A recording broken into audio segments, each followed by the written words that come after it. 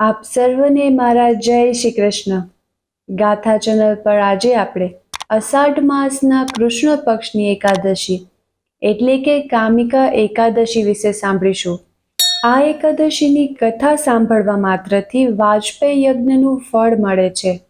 કામિકા એકાદશી વ્રતમાં શંખ, ચક્ર, ગદાધારી વિષ્ણુ ભગવાનની પૂજા થાય છે.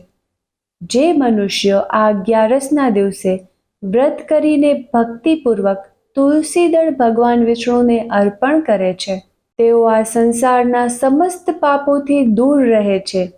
કામિકા એકાદશી વ્રતનું મહત્વ. ધાર્મિક માન્યતા મુજબ સૌથી પુણ્ય સુવર્ણ દાન અને જમીન દાનને માનવામાં આવે છે.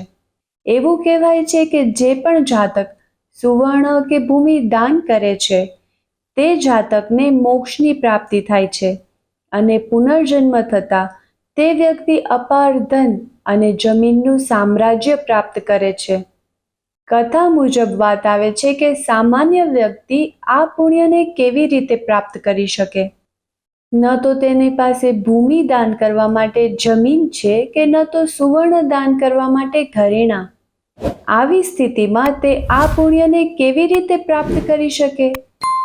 પૌરાણિક ગ્રંથોના મુજબ પદ્મ પુરાણમાં કહેવામાં આવ્યું છે કે જો કોઈ પણ વ્યક્તિ કામિકા એકાદશી વ્રત કરીને ભાવપૂર્વક ભગવાન વિષ્ણુની આરાધના કરે છે, એ જાતકને સંપૂર્ણ પૃથ્વી દાન કરવા જેવું પુણ્ય ફળ પ્રાપ્ત થાય છે.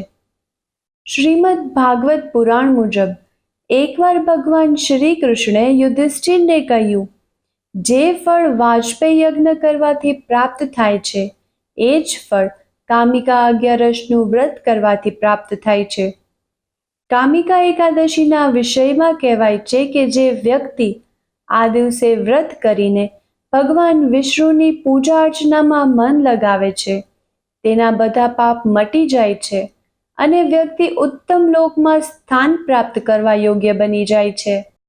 ધર્મશાસ્ત્ર પ્રમાણે અષાઢ મહિનામાં જેઓ ભગવાન વિષ્ણુની પૂજા કરે છે તેનાથી દેવતા, ગંધર્વ અને સૂર્ય વગેરેની પૂજા આપમેળે થઈ જાય છે. કામિકા 11ના વ્રતની મહિમા સ્વયં ભગવાન બ્રહ્માજીએ નારદજીને બતાવી હતી. તે પ્રમાણે કામિકા 11ના વ્રતથી જીવ કુયોનિને પ્રાપ્ત નથી થતો. પાપને નષ્ટ કરનારી આ કામિકા 11નું વ્રત મનુષ્યએ ચોક્કસપણે કરવું જોઈએ.